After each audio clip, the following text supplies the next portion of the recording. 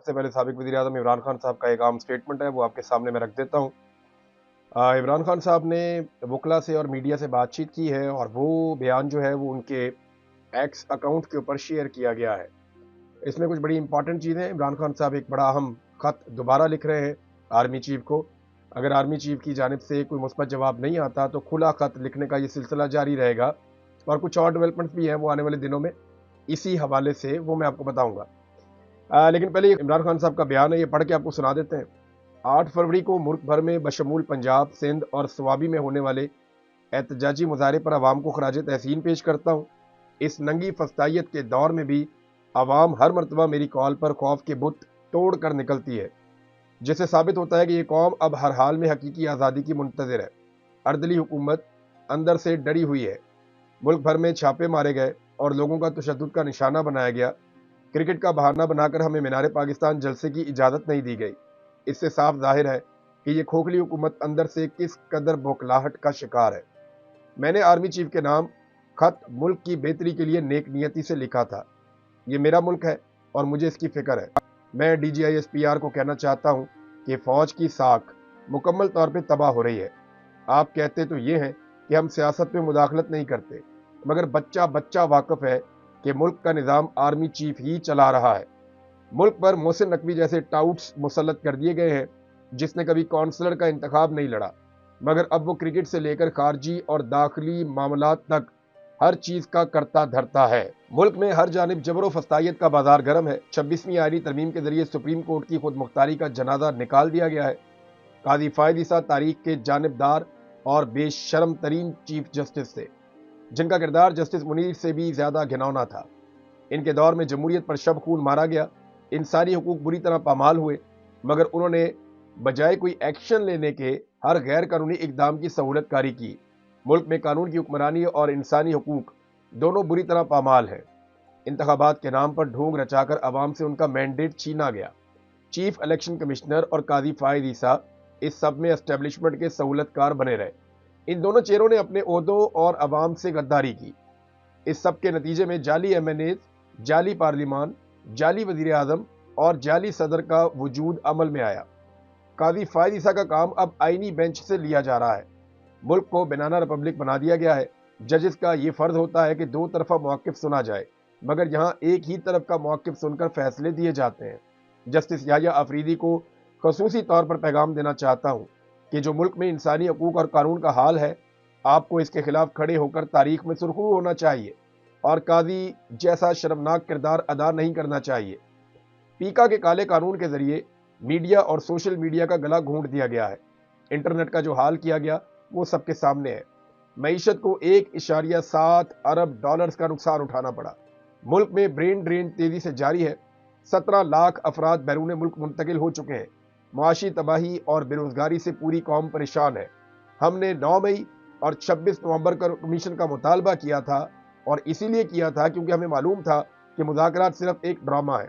8 فروری پر commission بنانا تو ان کے بس کی بات ہی نہیں تھی۔ اگر ان کی نیت صاف ہوتی تو 9 مئی اور 26 نومبر پر کمیشن بنا کر دودھ کا دودھ پانی کا پانی کرتے، کیونکہ یہ انسانی حقوق سے متعلق معاملات تھے اور فوری طور پر ان پر ایکشن لیا جا سکتا تھا، مگر ایسا نہیں کیا گیا۔ 26 نومبر کو اسٹیبلشمنٹ نے گولیاں چلوا کر نہتی عوام کا قتل کیا۔ اسٹیبلشمنٹ نے، عمران خان صاحب نے کہا، ملک کے سب سے بڑے منی لانڈرز کو قوم پر مسلط کر دیا گیا۔ 30 سال سے خفیہ ایجنسیاں ہمیں بتا رہی تھیں کہ ملک کو ان دو خاندانوں نے کس طرح لوٹا ہے۔ سرے محل اور مے فیئر فلیٹس کی فائلیں انہوں نے ہمیں خود دکھائی۔ نیب کے 1100 ارب ریکور کرنے تھے، ہمارے دور میں 480 ارب ریکور کیے گئے، کیونکہ ہم احتساب کو لے کر سنجیدہ تھے، جبکہ پچھلے 17 سال میں صرف 80 سے 90 ارب ہی اکٹھے ہو سکے۔ نیب ترامیم کر کے ان دو خاندانوں کے تمام مقدمات بند کر دیے گئے۔ مقصود چپڑاسی، مے فیئر، ون ہائٹ پارک میں رشوت اور اومنی گروپ سمیت تمام مقدمات بند کر دیے گئے۔ ہمیں خود ہی بتایا گیا تھا کہ یہ لوگ کرپٹ ہیں، اور اب دھاندلی کے ذریعے ان کو ہم پر مسلط کر دیا گیا، صرف اس لیے کیونکہ بوٹ پالشی ان کی مہارت ہے۔ پاکستان کی عوام جن چہروں کو مسترد کر چکی ہے، ان کو حکومت دے کر فوج نے اپنی ساکھ تباہ کر لی۔ یعنی عمران خان صاحب کلیئرلی کہہ رہے ہیں کہ یہ جو حکومت جن کو دی گئی ہے، یہ فوج نے دی ہے اور عوام میں نفرت پیدا کی۔ اس جعلی نظام کی بقا صرف تحریک انصاف کو کچلنے اور ہمارے لوگوں کو جیلوں میں رکھنے میں ہے، تاکہ اردلی حکومت قائم رہے۔ اور انتخابی فراڈ سامنے نہ آئے۔ آپ کوئی بھی سروے کروا لیں، آپ کو معلوم ہو جائے گا کہ عوام اور فوج کے درمیان خلیج کس قدر بڑھ چکی ہے۔ جہاں جمہوریت ہوتی ہے ترقی وہیں ہوتی ہے۔ مشرقی اور مغربی جرمنی کی مثال سب کے سامنے ہے۔ مشرقی جرمنی میں آمریت اور مغربی جرمنی میں جمہوریت تھی۔ 50 سال کے بعد سب نے دیکھا کہ مغربی جرمنی جمہوریت کی بنیاد پر کتنی ترقی کر گیا۔ یہ تو آپ کوریا کو دیکھ لیں نا، شمالی کوریا اور جنوبی کوریا کو دیکھ لیں، وہاں بھی یہی مثال ہے۔ شمالی کوریا وہاں کہاں سے کہاں پہنچ گیا، ان کے لوگوں کا بیڑا غرق ہو گیا، اور جو ساؤتھ کوریا ہے وہ دیکھیں وہاں کے لوگ کیسے ترقی کر گئے، ان کی مصنوعات پوری دنیا میں جاتی ہیں، وہ خوشحال ہیں۔ تو سوویت یونین کی مثال بھی سب کے سامنے ہے، جو 1970 کی دہائی میں تیزی سے ترقی کر رہا تھا، مگر 15-20 سال کے اندر اندر وہاں آمرانہ رویوں اور ویگو ڈالوں کی طرز پر اغوا جیسی پالیسیوں کی وجہ سے وہی حالات بن گئے جو ہمارے ہیں، اور امریکہ سوویت یونین سے بہت آگے نکل گیا۔ جی عمران خان صاحب کا سٹیٹمنٹ تھا۔ عمران خان صاحب نے ایک اور بات بھی کہی، انہوں نے کہا جی کہ یہ جو عدالتوں کے اندر معاملہ چل رہے ہیں نا، عدالتوں کو کنٹرول کیا جا رہا ہے۔ اڈیالہ جیل کے اندر بھی کنٹرولڈ ماحول میں ٹرائل چل رہا ہے، اور اڈیالہ جیل کے باہر میڈیا سے گفتگو میں عمران خان صاحب کے وکیل فیصل چودھری صاحب نے بتایا کہ عمران خان صاحب نے یہ باتیں کی ہیں، اور علیمہ خان صاحبہ نے بھی کچھ باتیں بتائی ہیں عمران خان صاحب کے حوالے سے، میں پچھلے ویلاگ میں آپ کو بتا بھی چکا ہوں۔ زبیر علی خان صاحب ایک خبر لے کر آئے، اور ان کی خبر جو ہے وہ انہی کے نام سے چھپی ہے۔ ان کا یہ کہنا ہے کہ عمران خان نے پارٹی بیانیے کا بوجھ نہ اٹھانے والے ارکان کو کور کمیٹی سے نکالنے کا فیصلہ کر لیا ہے۔ یہ بڑا اہم فیصلہ ہے۔ دیکھیں، میں اس پہ بہت دفعہ نشاندہی کر چکا ہوں کہ پاکستان تحریک انصاف کے جو سینئر رہنما ہیں، یا جو ان کے سینیٹرز ہیں، ایم این ایز ہیں، منسٹرز ہیں، وہ عمران خان صاحب کے بیانیے کا بوجھ ہی نہیں اٹھاتے۔ ان میں سے کوئی بھی ایسا نہیں ہے جو عمران خان صاحب بات کریں اور اس کو وہ ری ٹویٹ کر دیں یا اس کو پبلک تک پہنچائیں، حتیٰ کہ عمران خان صاحب کے ٹویٹ کو بھی ری ٹویٹ نہیں کرتے۔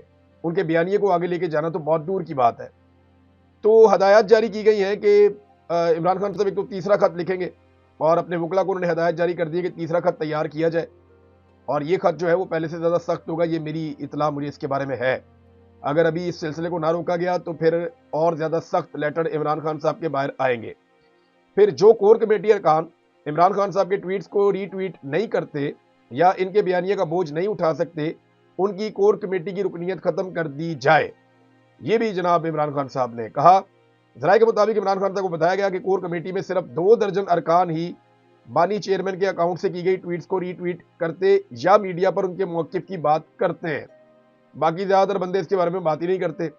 اب یہ آپ دیکھ لینا کہ 90% پاکستان تحریک انصاف کے وہ لوگ جو اہم عہدوں پہ بیٹھے ہوئے ہیں، یا جو MPAs, MNAs اور سینیٹرز بن گئے ہیں، انہیں پتہ ہی نہیں ہوتا عمران خان صاحب نے ٹویٹ کیا کیا، یا وہ عمران خان صاحب کے بیانیے کے اوپر کام ہی نہیں کرتے۔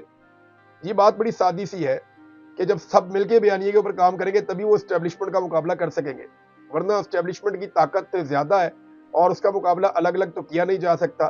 لہذا اگر ڈیوائیڈ رہیں گے آپس میں اور عمران خان کے بیانیے کو بیان کرنے سے بھی گھبرائیں گے تو پھر بات بنے گی نہیں۔ یہ میں پہلے بھی کہہ چکا تھا، عمران خان صاحب نے سخت موقف اس کے اوپر لیا ہے۔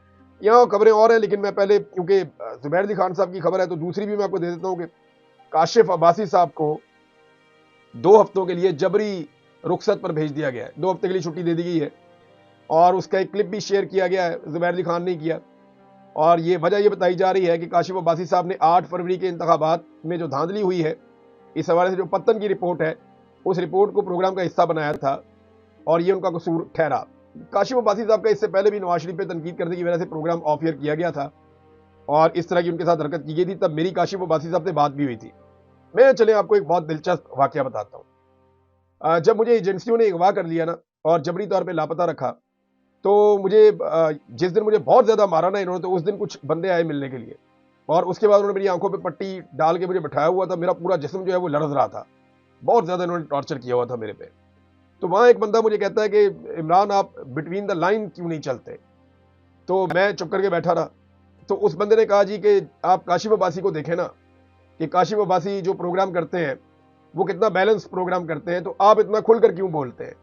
تو یہ انہوں نے مجھے کہا۔ پھر وہ ان میں سے ایک بندے نے مجھے جاتے ہوئے کہا کہ تم اس ملک سے چلے جاؤ، اس ملک میں رہو گے تو تم اپنا بیانیہ بیان نہیں کر سکو گے۔ اس طرح بھی میرے وہ بالکل قریب آ کے ایک بندے نے یہ بات کی۔ بہرحال وہ باتیں ادھر ہی رہ گئی، لیکن میں یہ سوچ رہا تھا کہ کاشف عباسی تو پاکستان کی ایجنسیوں کی نظر میں بیلنس آدمی ہے، اور جب کاشف عباسی صاحب کا پروگرام پہلے بند کیا گیا تو میں نے انہیں فون کر کے یہ واقعہ بتایا۔ میں نے کہا یہ بندے میرے متھے لگ جائیں تو میں ان کو بتاؤں کہ تم تو کہتے تھے کہ کاشف عباسی بہت بیلنس آدمی ہے، تو تم سے کاشف عباسی بھی برداشت نہیں ہو رہا۔ تو ناظرین، یہ جو فصلاحیت ہوتی ہے نا، جبر ہوتا ہے، ظلم ہوتا ہے، اس کی خوبی ہوتی ہے. یہ جو فرعونیت ہوتی ہے نا، اس کی خوبی ہوتی ہے. یہ ایک ایک سٹیپ کر کے آگے بڑھتا رہتا ہے. یعنی یہ پہلے آپ کے لیے ایک حد مقرر کرتا ہے کہ آپ نے یہ نہیں کرنا، تو جیسے ہی آپ وہ بات مانتے ہیں یہ اگلی حد مقرر کرتا ہے اب آپ نے یہ نہیں کرنا. جیسے ہی آپ وہ بات مانتے ہیں تو یہ اگلی حد مقرر کرتا ہے کہ اب آپ نے یہ نہیں کرنا. لہٰذا آپ کو جو ٹھیک لگتا ہے آپ کو وہ کرنا چاہیے.